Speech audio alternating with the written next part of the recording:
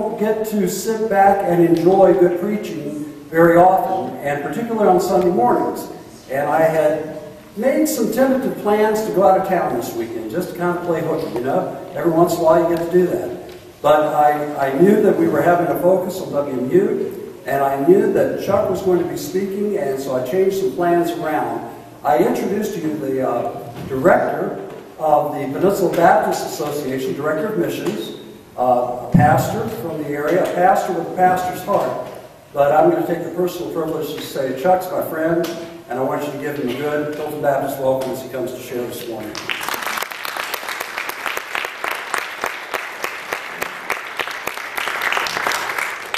Before I get started, a couple things I just got to cover. One, your WMU director stole my message, so we might just be leaving early today. What she said about those kids, that's almost everything I'm talking about today is about putting our lives in the lives of another generation. So the message has been done, so that part's over. I'll just ramble on for a while though, because I did write a bunch of notes. So.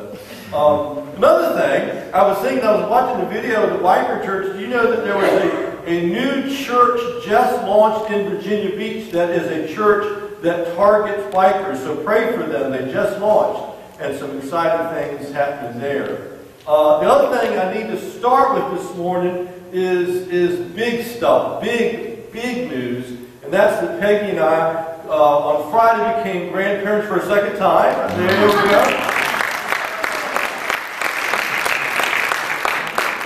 That's Peggy holding Ryland, and you can tell Peggy's not too excited about grandbabies. Man, it's just so exciting to have that do-over. That's what being a grandparent is. It's a do-over. All those things we messed up on our own kids are getting to do-over with their grandchildren. They will get it right, you know.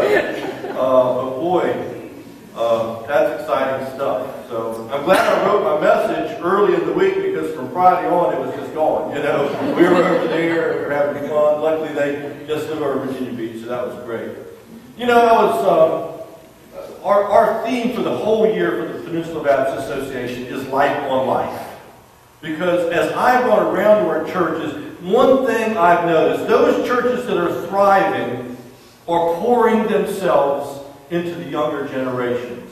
And those churches that aren't thriving are not. It's that simple. I mean, there's a million other things I could mention about why some churches grow and thrive and some don't. But the thing I've seen over the last year as I've gone from church to church to church is those churches that are doing like you are, pouring into another generation, are going to be okay. But there's some churches that aren't going to be okay because they're not going to do that. Now, I was thinking how to kind of get at that, and I thought about my own life, and I remember back when I was about maybe 5 or 6 years old, and we lived on a little creek, a little tidal creek behind our house, and my parents would allow me, as a 5 or 6 year old kid with a life jacket on, to sit in my rowboat, our rowboat, in the backyard, tied to a tree. Now, they were several feet away, mind you, but I was the captain of my vessel. And I could try to row it around. It wouldn't go anywhere because it was tied to a tree. But I was on the water, and it began a life of adventure on the water. And I have loved the water ever since. By the time I was a young teenager, when we would go out in the family boat, I was the one driving most of the time by that point in time. And by the time I was like a middle or late teenager, I was allowed to go down to the marina, take the family boat, and go out to Chesapeake Bay. This is when I was just barely learning how to drive a car. Now, you're thinking, what kind of crazy parents would allow a child to do these? So they're sitting right there. They're here today. That's my parents. Some of the things that we did would get parents in trouble these days. But you see, my father is the ultimate coach. He coached me in boatmanship. By the time I was allowed to drive our boat, I knew more about the green and the red buoys and the navigational rules and the safety rules than most of the crazy people out there nowadays who are grown-up adults that don't know what they're doing in boats. He taught me that stuff before I ever was able to grab the wheel. But the point is, he taught it to me. As I was coming along, he coached me in all of that. When I was 9 years old, my mom taught me how to water ski. She has been water skiing all her life. She claims to be the first girl in Norfolk to ever water ski. I don't know if you can Google that or not, but when she was a teenager, I guess it rode real fast back then. They didn't have motors, did they?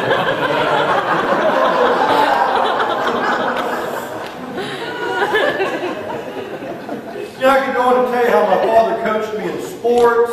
He coached me in how to camp. We went camping as a family. He coached me in hunting. He coached me in fishing. I remember the first time he let me carry a shotgun in the woods, and I was, still a fairly young guy, but he had taught me all the safety aspects of that. I remember when I was old enough to clean my own fish and, take that sharp knife and clean the fish. He taught me this stuff. Now, that kind of parenting is kind of a lost art today.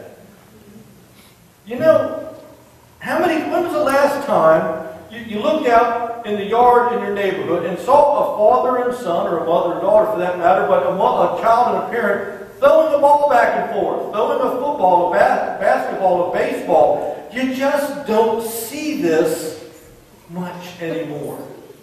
Nowadays, parents are, if the kid wants to learn sports, we'll send him to a sports camp. And I love sports camps. My parents sent me to camps.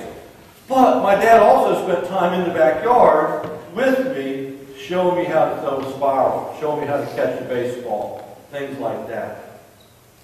Now, you're probably thinking at this point that this is going to be a message on parenting, and it very well could be a message on parenting. I could talk about how important it is for us to raise our children that way and to teach them these things and to allow them to take risks in life. One of the guys that's doing a lot of research on the young generation today is a guy named Tim Elmore, and he says we are the most overconnected and our children are the most overconnected and overprotected generation ever. They're overconnected in that they get way too much information way too early. The internet has allowed them to find out a whole lot of stuff they don't need to know yet. And so they're overwhelmed with information.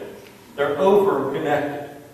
But they're also overprotected in that young parents these days don't allow their children to take risks.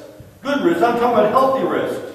To get out there and do things and experience life and learn, so that this generation, when they get to be in their 20s, are running into a crisis because they have been overcoddled these days, a lot of them. I could do that message, but that's not the message I came here to talk about. What I want to talk about is about the church.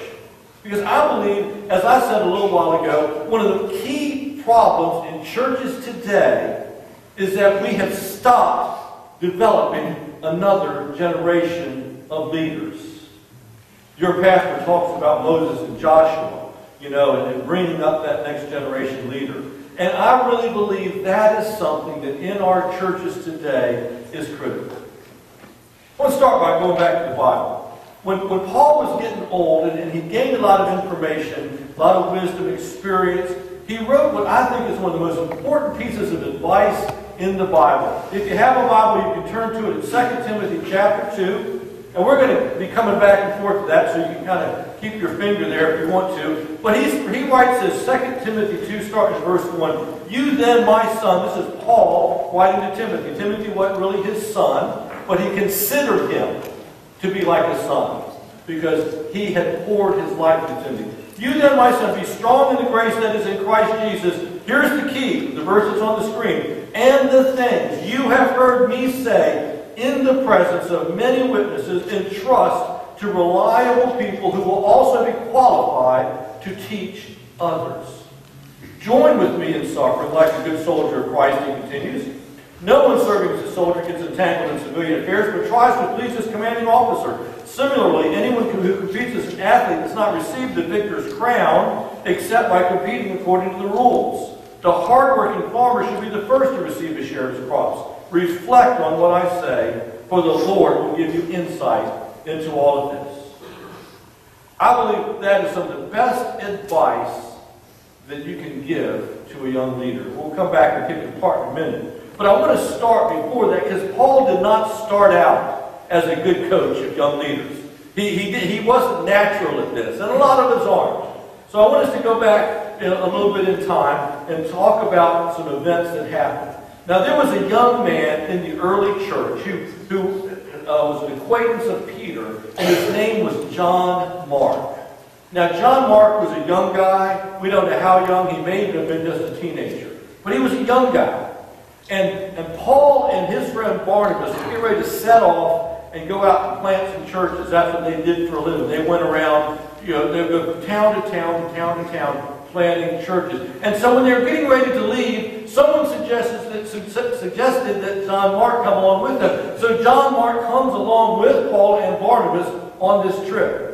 Now, they faced some pretty tough stuff. About halfway through the trip, John Mark turned around and went home. He left. He said, this is too much for me. I'm out of here. So he goes back to Jerusalem. My assumption is he went back and he connected back up with Peter. Now, fast forward several years after that, and we read this. This is in Acts 15, verse 36 and following. Sometime later, Paul said to Barnabas, "Let us go back and visit the believers in all the towns where we preach the word of the Lord and see how they're doing." So they're going to go back to those places they had gone on that first trip. You with me? Help to nod once in a while. All right. Barnabas wanted to take John, who was called Mark, with them. But Paul did not think it was wise to take him because he had deserted them in Pamphylia and had not continued with them in the work. They had such a sharp disagreement that they parted company, Paul and Barnabas. Barnabas took Mark and sailed for Cyprus. Paul chose Silas, another young guy, and left, commended by the believers to the grace of God. Now, I believe that Barnabas saw something here in John Mark that Paul didn't. And I believe Barnabas, it occurred to him that when they had gone on that first journey, it was too much too soon for John Mark. He wasn't ready for that level of ministry. And we'll talk about that in a minute. But I also believe Barnabas knew that something had happened in that meantime that now Mark was ready for ministry. So he was willing to take Mark along. Paul was so adamant about it, he said, "No, if you're going to bring him, we're not going to travel together." You didn't know Paul was like that, did you? People in the Bible are just like us sometimes. He's like, "I'm not going to go with you. You go your way, I'll go my way." They parted. Now, they were still friends, but they parted company. Paul took another young guy and said, "We're going this way, you go that way." So what do we learn from this story of John Mark? I believe that we are called to pass the baton to the next generation of young leaders. And that's what Barnabas and Paul were doing. They were investing in the lives of young leaders. And I believe that for us, it's just as important today to do it as it was back then. But how do we get these young leaders ready so they don't have an experience like John Mark and quit in the middle? I believe that we need to coach them. I believe just like my dad coached me in how to drive a boat and how to shoot a gun and how to clean a fish, we need to coach young leaders in the church on how to be leaders. Now, I want to give you a few very brief coaching lessons. Now, you might never thought about coaching in the church. You can think of coaching in sports. But we are to coach people. And here are some coaching lessons for the church. Lesson number one, they don't come fully ready. That's a picture of one of our sports camps this summer. You know, she wasn't quite there yet, but there's some of our young adults working with them. You know, they don't come ready. If we expect that every leader is just going to fall into our lap and they're completely ready to serve, we're never going to have leaders in the next generation of the church. John Mark was not ready on that first trip. No one had coached him. No one had prepared him. And therefore, he had to turn back. How do we get them ready? You know, it starts with how you look for people. Again, if you're looking for people who are already ready, you're not going to find them. What you're going to find is young people who aren't ready yet, but have the potential to be leaders. And two things you don't want to do. You don't want to throw them into the deep end and say good luck without teaching them to swim. But on the other hand, you do have to let them start in the shallow end. You've got to let them get wet. They don't come fully ready. I was thinking as I was going through this about a young guy in our church, and it's kind of a funny story. This new family came to our church, and their son was a little rough around the edges. He was, I don't know, about 14 at this time maybe. Kind of a crazy kid. They were brand new to the church. I remember we were having a church event, and Eric, that's the kid's name, Eric and some of our other teenagers are sitting around some chairs, and there was this little coffee table. Fortunately, it wasn't a real nice coffee table. It was kind of old, worn out. But I looked down, and Eric had taken his knife and carved his name in the coffee table. And this was my first introduction to Eric. I was just meeting him. And I'm looking at him going, that's nice. You know, what kind of kid is this? You know, and we could have said, this guy's bad. You know, we could have said, we don't want that kind of kid in our church. But see, Eric has potential. And we started to see that early on. Now, his parents are good parents. Good parents. And they have poured their lives into their children. And Eric now, 4 or 5 years later, he is a young leader in our church. He's a servant. He's worked with our youth ministry, helped out there. He's played bass in our worship team. He has run sound for our church. If we had not started with him where he was, we may never have seen him develop into a good young leader. That's the same thing with John Mark. He was just dropped into the deep end too soon. So we need to remember, they don't come fully ready. Don't look for fully developed leaders. Look for young people who have potential. And you might have to look hard to find that potential. But I'll tell you what, almost every good youth pastor I know was the kid in the youth group that caused all the trouble when he was a teenager. I don't know what it is about that, but they were always that kid. You know, people are pointing to this. You know, what are we going to do with that? He won't shut up. Because he's a leader. You know? They don't come fully ready. Coaching lesson number 2.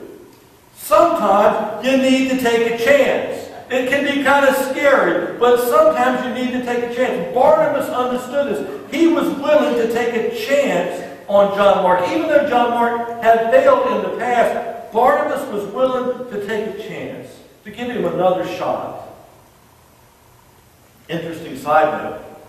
Who made the best decision that day? Barnabas or Paul on the second trip? Well, Barnabas took John Mark, Paul took Silas. Now, nothing against Silas. Silas was probably a wonderful young man. In fact, he followed Paul for a very long time. But you know what? We never hear of Silas ever doing anything great. This is the John Mark who wrote the Gospel of Mark.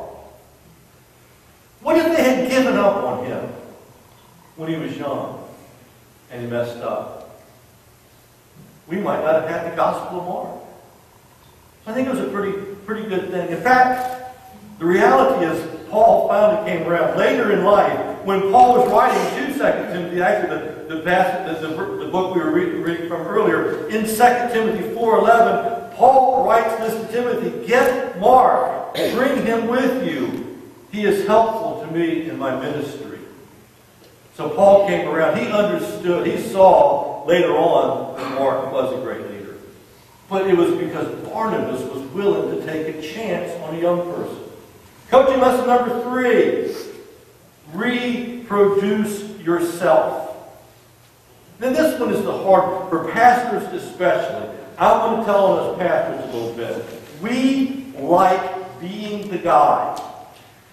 We like being the person that everybody comes to. We like being the person that solves everybody's problems. We like being the guy that's always up here talking. We like this codependent role that we create with you. We enjoy it. We won't usually admit it. But one of the reasons I think a lot of pastors don't develop young people in their church to be in the ministry is they don't want to give up anything to them.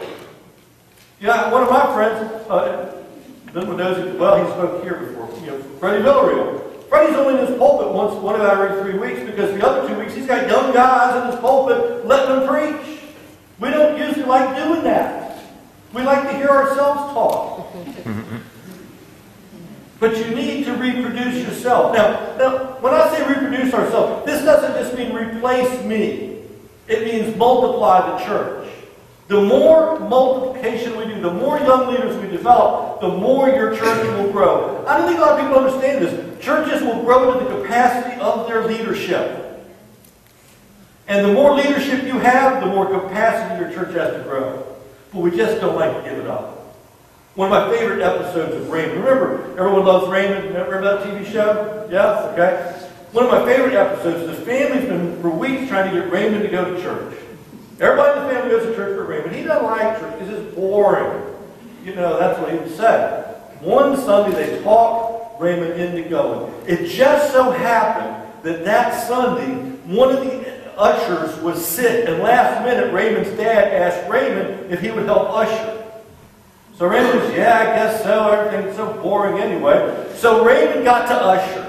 And they took up the offering and said, well, in this church, I don't know how it works in Hilton, but in Raymond's church, once the ushers left with the offering, they took it out in the hallway, and they would stand back in the hallway and just cut up and joke the rest of the service. They wouldn't even have to sit through the sermon and all that kind of stuff. And Raymond's going, this is great. I love this. And he was having a blast, and they were having fun. And he's like, man, I want to come back to church next week so I can usher again. And his dad's going, no, you don't understand.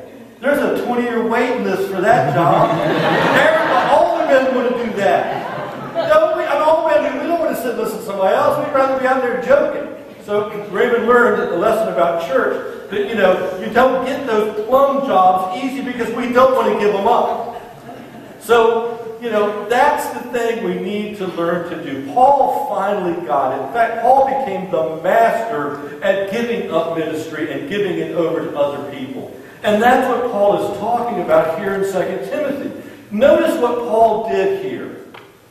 He was going to continue the church for generations to come. It starts with Paul. Paul says, Timothy, what you've heard from me, that's generation number 1.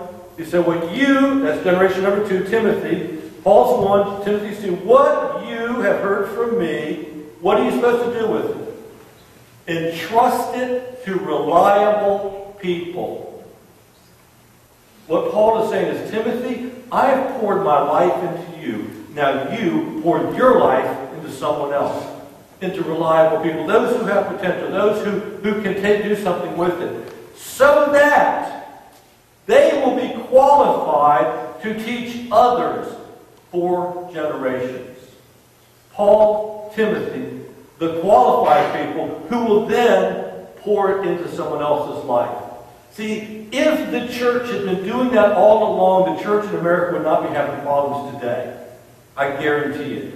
I walk into a lot of churches. It's so nice to see a church like this where you got all the generations represented. I walk into so many churches where they ain't no young people. And they're going, how are we going to develop our leaders because we're having young people? I want to say to them, there was a time when you did have young people and you didn't do anything with it. That's why they're not here today. We have got to pour our lives into younger people. It's critical. It is the very heartbeat of the church. So reproduce yourself. Coaching lesson number 4, we're getting towards the end here. Coaching lesson number 4, lead by example. In that passage in 2 Timothy 2:3, Paul said, the very next verse he said this, join with me in suffering. That's a great way. Has anybody ever heard serve on a nominating committee? Anybody? Yeah. This is not the line you want to use when you're trying to nominate. What we use in the nominating committee is, oh, you want to do this job? It's easy. Anybody can do it. Paul says, come join me and suffer. See, Paul, if you remember, at one time prayed to Jesus and said, let me join with you in your suffering. I want to feel your pain. Because Paul knew he would never be what God wanted him to be unless he could really feel what Jesus went through. So Paul prays, Lord, please let me join with you in your suffering. And God granted that prayer. Big time.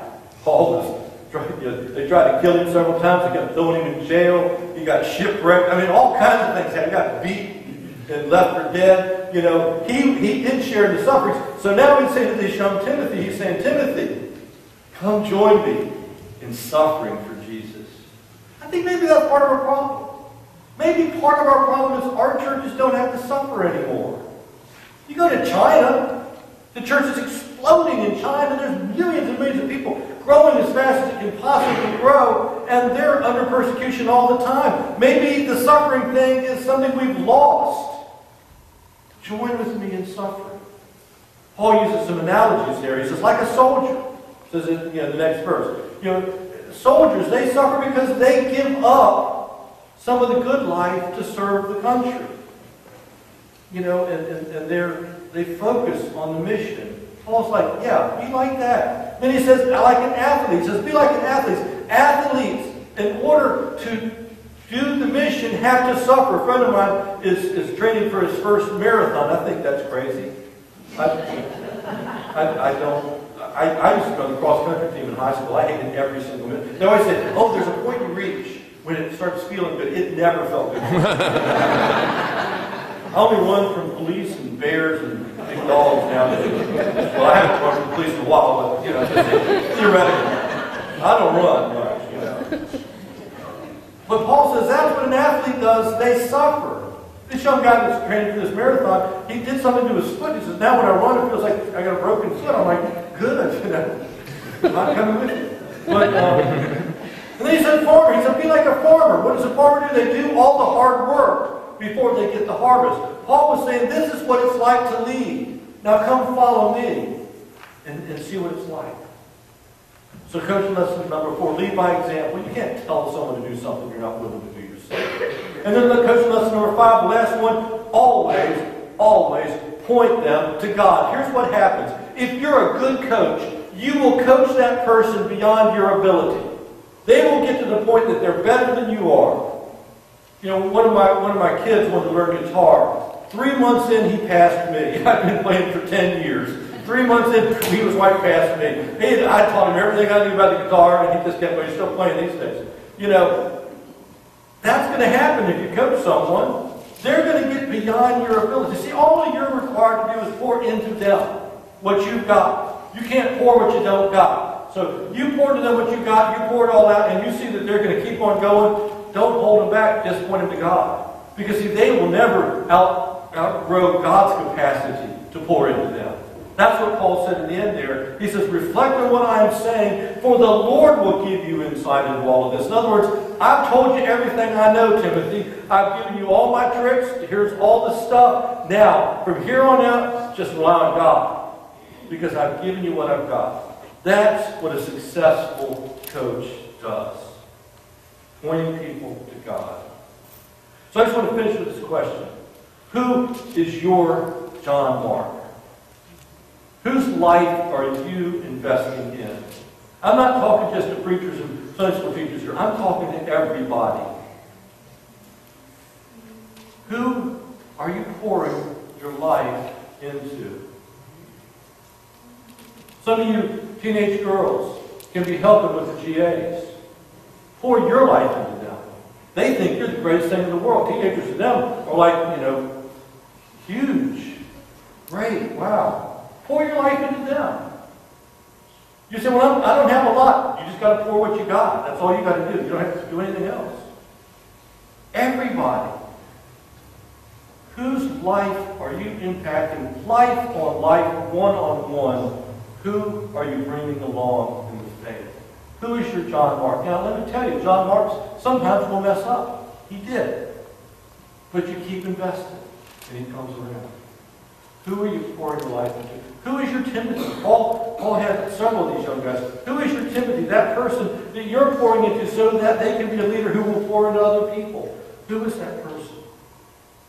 I want to tell you, the church will not make it to the next generation if we aren't pouring life into that generation. The church in America is not going to make it if we don't do that. Let's pray.